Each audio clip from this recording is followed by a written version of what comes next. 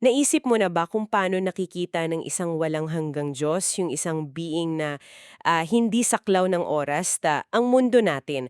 Para sa atin kasi, ang kahapon tapos na yon, ang bukas darating pa lang. Pero paano kaya kung sa Kanya lahat yan ay nangyayari ngayon? Yan yung susubukan nating himayin ngayon. Base sa mga aklat at notes na ibinahagi mo, sisilipin natin yung konsepto ng isang Diyos na umiiral sa labas ng panahon at espasyo.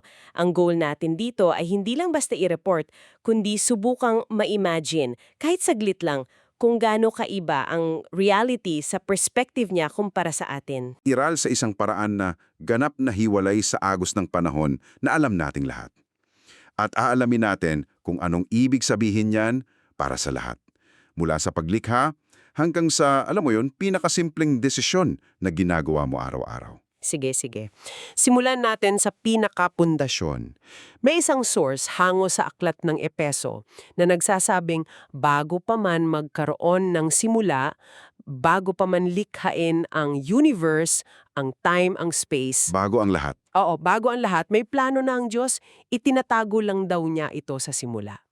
Parang simpleng statement, di ba? Pero ano ba talaga ang malalim na implikasyon nito? Ang pinakauna at fundamental na implikasyon niyan, naglalatag ito ng isang napakalinaw na linya. Isang linya sa pagitan ng lumikha at ng nilikha. Okay. Isipin mo na lang. Tayong mga nilalang, kasama na ayon sa teksto kahit ang mga anghel, ay parang mga isda sa isang fishbowl. Ang tubig ang ating panahon at espasyo. Dito tayo kumilos, dito tayo nabubuhay. Hindi tayo pwedeng lumabas. Hindi. Hindi natin kayang bumalik sa kahapon para ayusin ang isang pagkakamali o sumilip sa next week para malaman kung anong mangyayari. Sumasabay lang tayo sa agos. Okay, okay. Gusto ko yung analogy ng isda sa fishbowl. So kung tayo yung isda, ang Diyos yung taong nakatingin sa fishbowl mula sa labas. Eksakto. At mula sa labas, nakikita niya ang lahat. Ito yung sinasabi ng source nang gumamit nito yung mga salita na para sa Diyos ang panahon at espasyo ay parang wala lang. Parang wala lang. Oo, sa orihinal na Koreano, Machi Omnung Kochrom Yogi Shinda, itinuturing niya itong parang wala. Hindi dahil hindi ito importante sa atin, kundi dahil hindi ito limitasyon para sa kanya. Siya ang nag-set up ng fishbowl pero hindi siya nakatira sa loob nito. Dito ngayon papasok yung konsepto ng transcendence, di ba? Na siya ay lampas sa kanyang nilikha. Pero paano natin yon iisipin sa practical na paraan? Ang hirap kasing i-imagine ng isang existence na walang before at after. Dito makakatulong ang isa pang analogy. Isipin mo na parang ikaw yung nagsulat ng isang nobela. Bilang author, alam mo ang simula, gitna at wakas, nang sabay-sabay.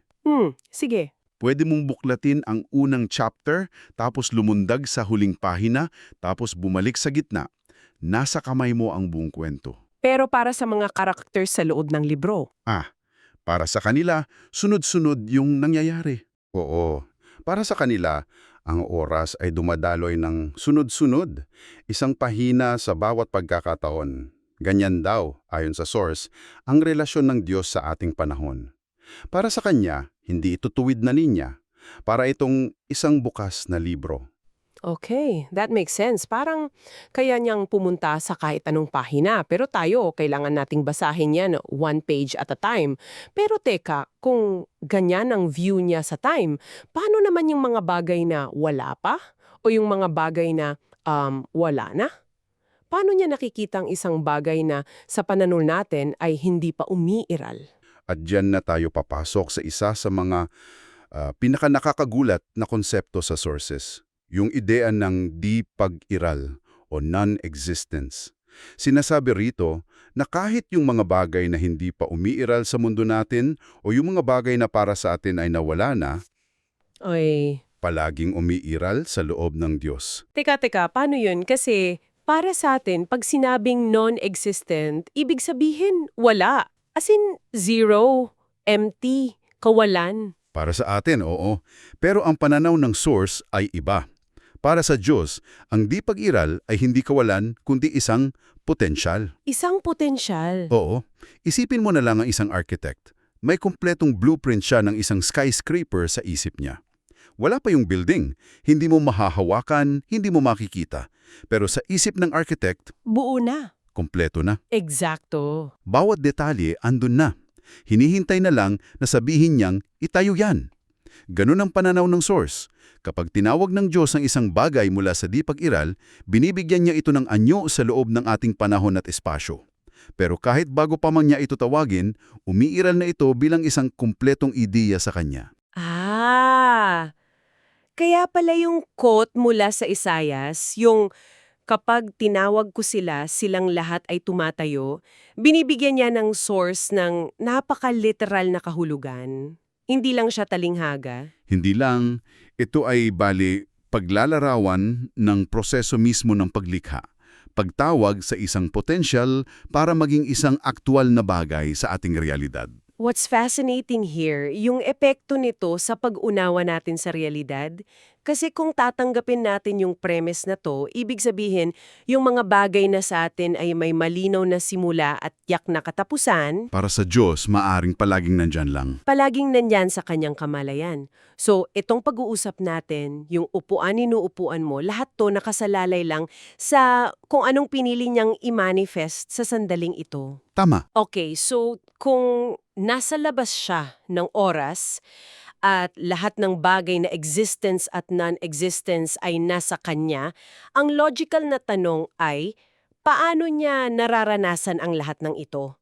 Kasi sa atin, ang karanasan laging sunod-sunod, di ba? Naranasan ko muna ang almusal tapos itong pag-uusap natin. Ipinapahiwatig ng source na hindi ganyan sa Diyos, na ang eternity ay hindi lang basta bilyon-bilyong taon na pinagdugtong-dugtong. Eksakto. At napakahalaga ng distinction na yan. Hindi ito extension ng oras. Kasi ang argumento ng source, kung ang Diyos ay nakakaranas ng mga pangyayari ng sunod-sunod, tulad natin, Saklaw din siya ng oras. oo, naranasan niya muna ang Lunes, tapos Martes, ibig sabihin, saklaw din siya ng oras. At kung saklaw siya ng oras, hindi siya ang lumikha nito. Isa lang din siyang nilalang na nakakulong dito. Pero dahil iginigiit ng teksto na siya ang lumikha, dapat naganap siyang lampas dito. At dito na pumapasok yung, para sa akin, isa sa mga pinaka-wild na ideya sa buong material na to. Yung ideya na para sa Diyos, ang lahat ng sandali, lahat mula Big Bang hanggang sa katapusan ng universe, ay maaaring isang walang hanggang ngayon. Isang eternal now. Oo, sa Korean Hangsang Chigum, laging ngayon. Teka, anong ibig sabihin yan sa practice? Ibig sabihin, habang nag-uusap tayo, sa pananaw niya, sabay na nangyayari yung krus ni Kristo. Yan mismo ang sinasabi ng source. Ang ginanit na halimbawa ay mula sa awit 90, sapagkat ang 1,000 taon sa iyong paningin ay parang kahapon lamang na lumipas. Para sa isang nilalang na nakakulong sa oras, ang 1,000 taon ay, wow, grabe, halos hindi maisip sa haba. Para sa Diyos, isang kisap mata. Kaya't mula sa kanyang pananaw, ang paglikha na bilyon-bilyong taon na ang nakaraan, yung krus na 2,000 taon nang nangyari, at yung hinaharap, Yung isang bagay na kasalukuyan at patuloy pa ring nararanasan ng Diyos sa kanyang ngayon, habang nag-uusap tayo. That's staggering. Nakakalula isipin yan. It is a staggering thought. At binabago niya ng lahat. Yung pag-ibig na ipinakita sa cross, hindi lang yan isang alala para sa Diyos. Ito ay isang aktibong, kasalukuyang realidad sa kanyang karanasan. Ang kanyang pasensya sa atin ay hindi lang pagtingin sa hinaharap. Ito ay pag-iral sa hinaharap na yon habang umiiral din sa ating kasalukuyan. This is a lot to take in, pero Hmm. anong epekto ng lahat ng to sa kung sino siya? Bakit mahalaga na at least subukan nating intindihin na he's timeless? Dito ikinakabit ng source yung pagiging timeless niya sa kanyang pagiging perpekto. 'Di ba? Na ang isang nilalang na omnipotent at omniscient ay hindi posibleng magkamali. Tama. At heto yung lohika ng argumento sa source. Kung ang isang nilalang na makapangyarihan sa lahat at nakaalam ng lahat ay magkakamali, ang pagkakamaling yon ay hindi pwedeng maging aksidente. By definition, it has to be intentional. siya kasi alam niya ang lahat ng mangyayari. Oo, dahil kung siya ay sabay-sabay na nasa simula at wakas at alam niya ang lahat ng posibleng resulta ng bawat aksyon, walang oops moment, walang sorpresa. Pero hindi ba pwedeng sabihin ng iba na parang ang dali namang sabihin yan na he can't make mistakes ay parang isang philosophical cop-out para i-justify yung mga masasamang nangyayari sa mundo. Paano sinasagot ng source yung ganong anggulo? Magandang tanong yan. At hindi ito sinasagot ng source sa pamamagitan lang ng kapangyarihan. Ikinakabit nito ang kanyang timelessness hindi lang sa kanyang omnipotence, kundi, at ito ang pinakamahalaga, sa kanyang kalikasan bilang pag-ibig. Okay. Ang argumento ay, ang isang sinadyang pagkakamali, isang sinadyang kapalpakan ay sasalungat sa kanyang mismong nature, kung ang isang perpektong mapagmahal na being ay gagawa ng isang bagay na makakasama, by definition, hindi na ito perpektong mapagmahal. So, ang konklusyon ng source ay, hindi lang siya hindi nagkakamali dahil makapangyarihan siya, hindi siya nagkakamali dahil ang kanyang buong pagkatao ay pag-ibig. So yung pagiging walang hanggan at nasa labas ng oras ay hindi lang isang abstract quality. Ito mismo yung pundasyon kung bakit hindi siya nagbabago. Hindi siya pwedeng maging isang bagay kahapon at maging iba ngayon. Kasi para sa kanya, walang kahapon at ngayon sa paraan na alam natin. At dyan na nga pumapasok yung bersikulo sa Hebreo. Si Hesukristo ay hindi nagbabago, kahapon, ngayon at magpakailanman. Itinuturing ito ng source bilang theological na patunay na ang kalikasan ng Diyos ay matatag, hindi apektado ng pagdaan ng panahon. At paano siya hindi maapektuhan ng pagdaan ng panahon? Dahil nasa labas siya nito. Dahil nasa labas siya nito, para sa kanya, walang pagdaan ng panahon. Mayroon lamang isang walang hanggang pag-iral. Sa kabuuan ng mga binasa natin, may isang paulit-ulit na paalala na may mga bagay na tanging Diyos lamang ang nakakaalam at hindi kailanman kayang lubusang maunawaan ng mga nilalang. Parang sinasabi na hanggang dito lang ang kaya nating isipin. At iyan marahil ang pinaka-honest na punto sa lahat ng ito. Ito ang hangganan ng ating kaalaman. Bumabalik tayo sa analogy ng isda sa fishbowl. Sinusubukan nating inarawan ang mundo sa labas ng tubig gamit lang ang mga konsepto na alam natin sa loob ng tubig. Ang ating pag-iisip, ang ating lohika, ang ating wika, lahat yan nakakakulong sa sistema ng panahon at espasyo. Gets ko. Kaya natural lang na kapag sinusubukan nating ilarawan ang isang bagay na nasa labas ng sistema natin, magkakaroon tayo ng limitasyon. Parang sinusubukan mong ipaliwanag ang kulay na pula sa isang taong ipinanganak na bulag.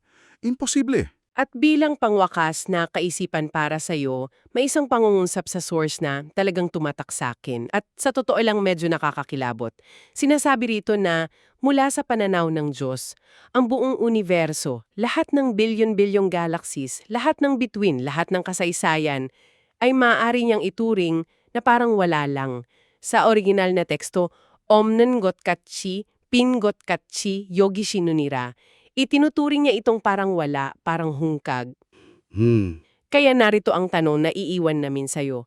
Kung ang buong katotohanan na ating nakikita, naririnig at nararamdaman, ang lahat ng ating tagumpay, lahat ng ating pagdurusa, lahat ng pinapahalagahan natin, ay maaaring ituring na parang isang butil ng alikabok o halos wala lang, nang siyang lumikha nito, ano ang tunay na kahulugan ng ating pag-iral at saan natin matatagpuan ang ating halaga sa loob ng napakalawak na pananaw na iyon.